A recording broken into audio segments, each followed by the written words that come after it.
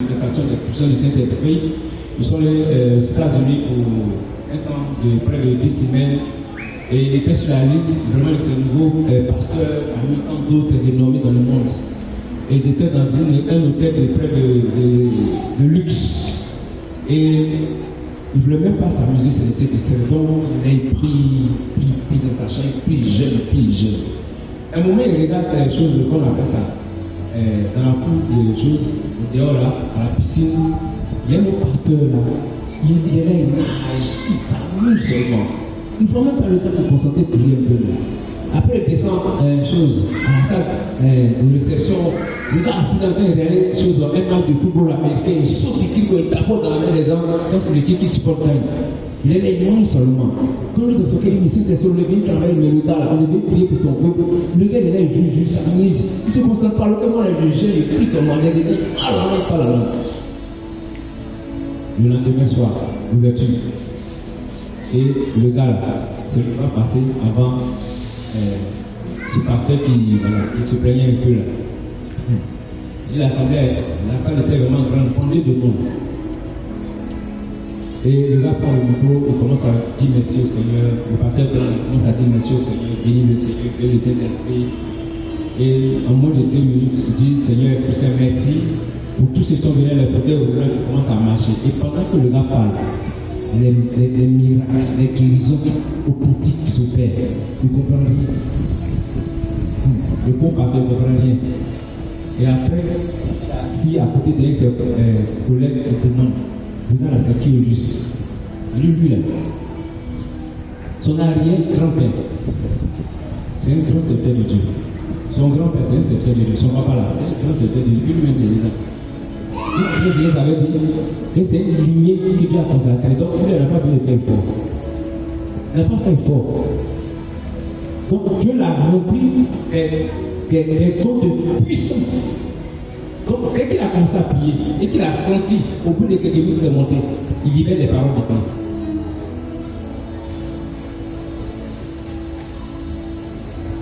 Mais puis, quand il est venu, effort sur effort, un peu de miracles, Dieu l'a compris. Reste de joie.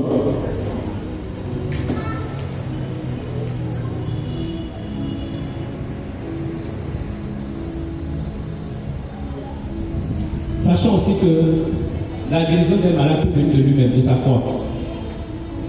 En Matthieu 9, verset 22, Matthieu chapitre 29, verset 29, et à lui Jésus dit, va, ta foi t'a guéri. Ta foi t'a guéri. C'est-à-dire tu peux prier pour un malade, et lui-même, sa foi peut le guérir. Ce n'est pas forcément ta foi. Il peut arriver aussi peut-être, vous êtes un certain nombre. Vous n'avez pas forcément le don de guérison, mais comme je l'ai dit d'entrée, parce que vous avez la foi. Votre foi unie peut guérir le malade. Ce n'est pas le don de guérison qui l'a guéri. C'est pas ce que vous comprenez. Est-ce que vous voyez? Les 4 hommes ont ouvert la porte pour pouvaient descendre le malade dans la cour devant Jésus. Ce n'est pas par les dons de guérison, c'est par la foi que le malade était guéri. Est-ce que vous voyez? Donc, en petit 4, les attitudes à tenir qu'il faut avoir.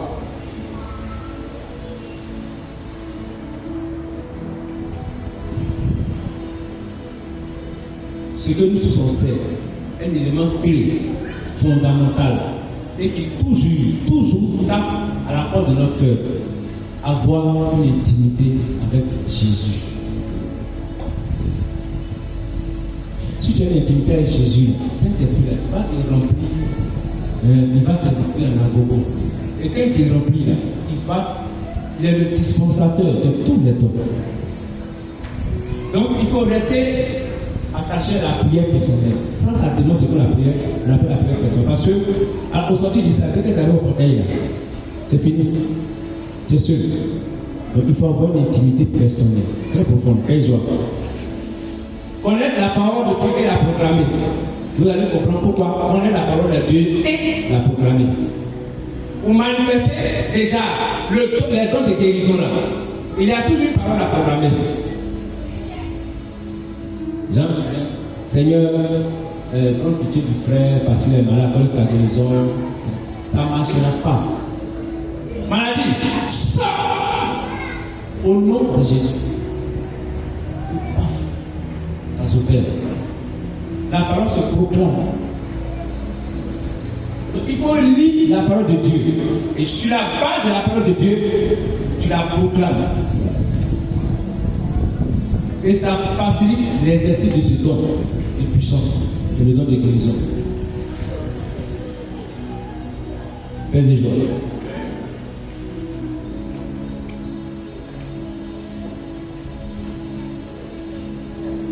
Et donc, lorsque tu es déjà malade, voilà, premier, il faut être prudent. Il faut d'abord identifier le mal. Le frère souffre de quoi? Deuxièmement, il faut le nommer. Cancer, je te le donne au nom de Jésus. Il faut le nommer. Il faut lui dire son nom.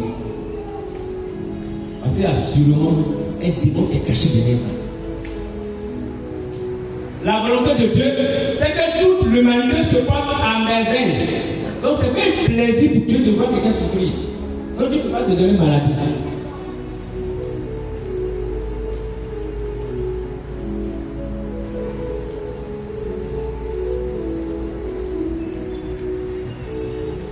Paix et joie. Et je vais donner quelques éléments que le Christ utilisait aussi pour faire les guérisons, souvent par l'impression des mains, utiliser la salive, il peut faire la boue, on peut donner une consigne à faire, voilà. Aussi comme il a dit, ordonner en proclamant aussi la parole de Dieu. Voilà. Souvent aussi, Christ peut solliciter la foi de celui pour qui il prie. Donc c'est quelques moyens qu'on puisse utiliser. Et nous, l'Église catholique, dans sa sagesse, voilà, nous on recommande de faire très attention lorsque tu pries pour quelqu'un qui est malade. Évitons,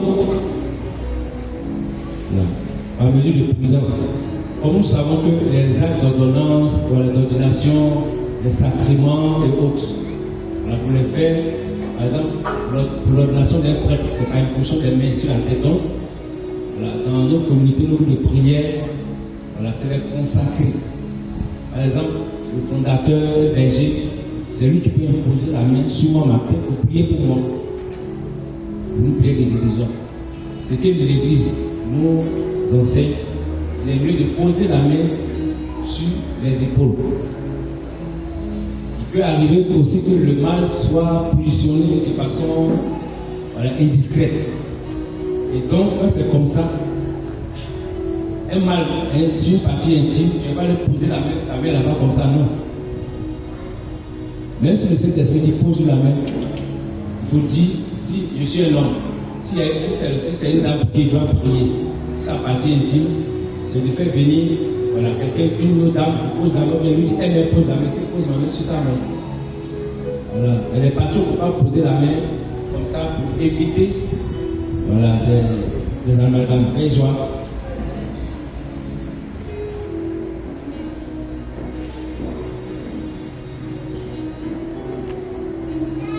Autre moyen de guérison, il y a ce qu'on appelle l'imposition de l'huile sainte. Et ça, dans l'église, les seules personnes qui sont habilitées à le faire, c'est les consacrés.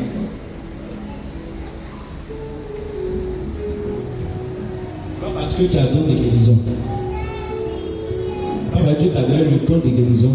Tu allais prendre l'huile sainte pour poser sur quelqu'un malade. Sauf si le Saint-Esprit te l'a révélé de le faire. Si tu l'as révélé de le faire, tu obéis. Est-ce que vous savez que j'étais encore catéchumène? Quand tu es ignorant, c'est pas bon. Hein? Et je viens de la messe. Et puis on dit il y a une soeur là, dans la cour. Je ne savais pas, elle avait une carie qui avait vraiment fait sortir la joue comme ça. Je suis allé prendre un peu d'eau. Qu'est-ce que je vois? Faire ça, donc j'ai pris quelques coups, je l'ai mis dedans, un peu de sel, j'ai fait signe de croix dessus, puis j'ai prié, j'ai pris quelques gouttes, j'ai mis ça, je l'ai mis en moins de quelques minutes, j'ai mis un peu de pâte, un peu d'indigénat, quelque chose dessus. bonne pâte avait séché. Quand j'ai prié, en moins de quelques minutes, j'ai dit bien en moins de quelques minutes, la joie commence à se dégonfler. Et toute la poudre a commencé à fonder. J'étais content. Mais plus tard, quand je suis rentré, et ce n'est pas la seule chose. J'ai fait beaucoup de choses comme ça. Depuis sur l'eau, je vais sur les gens, et les bonnes choses. J'étais petit. Quand tu as 14 ans et 20 ans, j'ai fait ça marche. Mais c'est que je suis rentré aujourd'hui, j'ai appris une chose, un enseignement. Et pour ça, j'ai pris 21 jours de jeu pour bien parler au Seigneur pour tout ça là. Et le jour là, mon Seigneur, il est vraiment c'est vraiment les péchés que j'ai fait ici, c'est même pas. On appelle ça le péché de la présomption. Et le jour là, l'accompagné, non, papa, on n'est pas là aujourd'hui à nous. L'accompagné à la maison sans savoir pourquoi il y a plus son sang jusqu'à je suis là à la maison.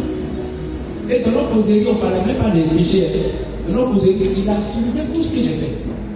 C'est sorti comme ça. C'est de me révéler tout ce que j'ai fait. Et ça, c'est un péché. Je ne suis pas consacré pour faire ça. Je dois faire tout marcher. Fais-y, joie.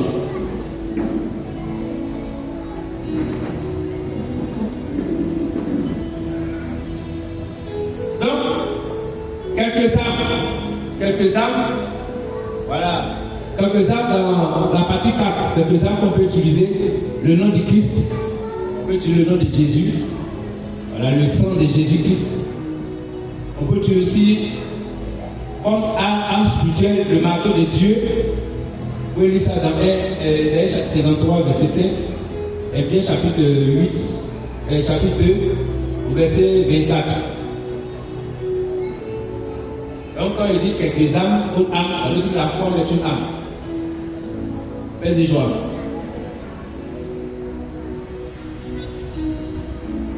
Et un petit conseil, lorsque tu te retrouves en face de quelqu'un, tu veux prier pour la personne, toujours demande le Saint-Esprit. Comment je dois procéder? Je vous assure, il va te filer le dos. Il va te donner l'information. Souvent, on vient prier pour les gens, on ne fait pas comme ça. Tu n'as rien reçu là, fais-le. Quand c'est tu as prié, le reste, ça le doit gérer. Et comme je l'ai dit, le don de guérison, voilà, elle n'est pas authentique, ça se voit. Le Saint-Esprit va prendre ce qui est invisible, le rend visible. Le don de guérison devient visible, devient authentique. Mais il y a des guérisons qui l'opèrent, où il faut le faire confirmer à travers le temps. Parce que la science a diagnostiqué mal dans ta chair, dans ton âme aussi. Voilà. Par la prière, l'homme de Dieu a décelé quelque chose que tu vis dans le fondement spirituel. L'homme de Dieu va traiter le côté spirituel, le médecin va traiter le côté physique. Mais lorsque tu as reçu la guérison, voilà, c'est la médecine qui va identifier ça. C'est-à-dire que sur place, tout alors pour toi. Dieu opère la guérison en toi. Peut-être tu ne le sauras pas. Pour un cas de cancer, tu ne le sauras pas. Mais tu vas là à l'hôpital, la médecine identifie ça, effectivement, voilà, quelqu'un qui avait ça n'a plus ça. On dit qu'effectivement, c'est que le don a eu son effet. Et donc, le don de prière a pour objet de glorifier Dieu, de révéler la puissance de Jésus-Christ. Paix et joie. Et surtout, d'apporter la paix dans le corps, l'âme et l'esprit de l'homme. Le don de guérison, quand tu l'exerces, ça va toucher les 3 niveaux dimensionnels de l'homme. C'est-à-dire le corps, l'âme et l'esprit.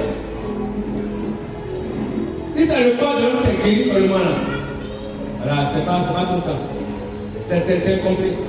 C'est trop superficiel. Mais lorsque le don de guérison a opéré dans la vie de quelqu'un, c'est pour toujours. C'est-à-dire, ça va faire naître une paix en toi. Ça fait naître une paix en toi. Regardez, c'est une plaie. Tu la soignes, elle guérit. Mais des fois même la cicatrice là, quand tu touches, ça te chatouille un peu. Et tu vas faire très attention.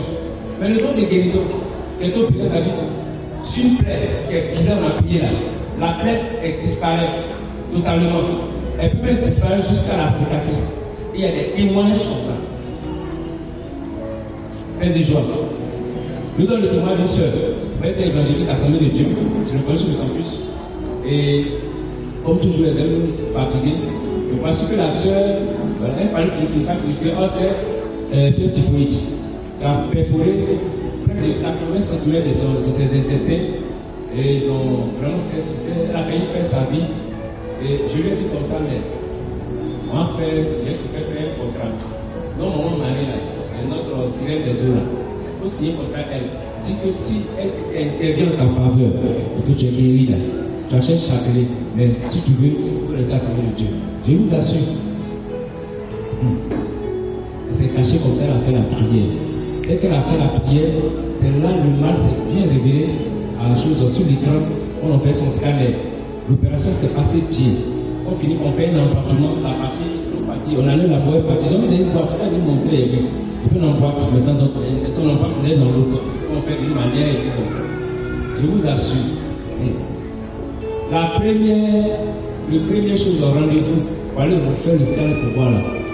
Ça n'existe plus, l'embarquement n'existe plus. Ce qu'on n'avait jamais été, on appelle ça, opéré. Là où je vous parle, quand ça a dit quelques semaines après, j'ai indiqué vers un prêtre que je connaissais qui était à, on appelle ça, Riviera de cette famille, voilà. Il a suivi les deux, il a été baptisé. Comme c'est lui qui a suivi les travaux, il fait 3 ans, il a fait 2 ans de baptême. Tous les films, toutes les radiographies, tout est là. Je vais même éditer ça encore. Mais c'est son numéro que j'ai perdu voilà, après la crise de 2010. Paix et joie. Donc, la guérison a pour objet, le don a pour objet de glorifier Dieu et de faire du bien à l'âme, le corps et l'esprit de l'homme. Paix et joie. On va passer un grand tour au don de miracle. Au don de miracle, je vais définir un peu le miracle lui-même. Le miracle, pour lui, c'est un événement qui semble défier les lois naturelles. Et maintenant, le don de miracle, maintenant, devient une manifestation de la puissance de Dieu. Qui vient surmonter, qui vient défier, qui vient créer l'extraordinaire, l'étonnement, l'admiration, qui amène à l'existence ce qui n'existait pas. Comme petit exemple, la création du monde, c'est un miracle. La naissance, c'est un miracle. Parce que on sait comment, scientifiquement, comment on vient au monde. Plus tu es des millions, mais c'est quand tu es venu au monde, c'est un miracle. La naissance de Jésus là, c'est un miracle. Sa maman là, la soeur n'a pas couché à elle. Puis elle est tombée enceinte, elle est venue au monde. C'est un miracle. Paix et joie. En petit 2, on verra quelques. Pardonnez. En petit 1, c'est la définition. En petit 2, quelques miracles. En petit 1, qu'est-ce que le miracle et le don des miracles?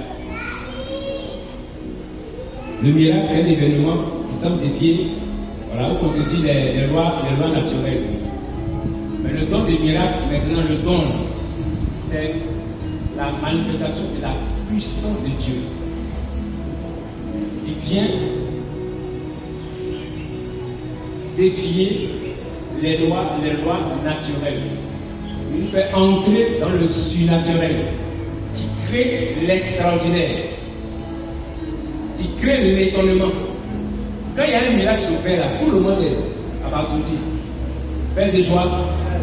Alors, en petit 1, c'est la définition.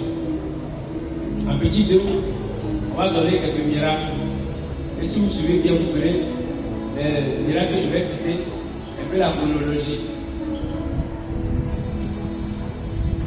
On va toujours, voilà, dans la parole de Dieu.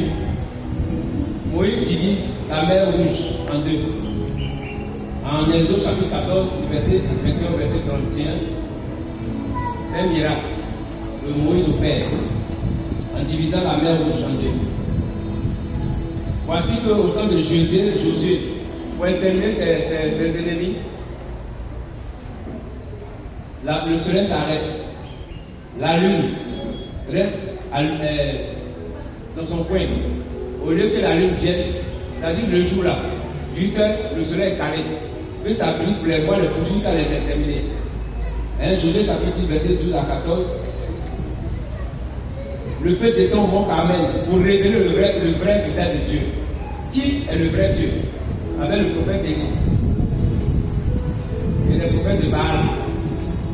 1 Roi chapitre 18, verset 17 au verset 39.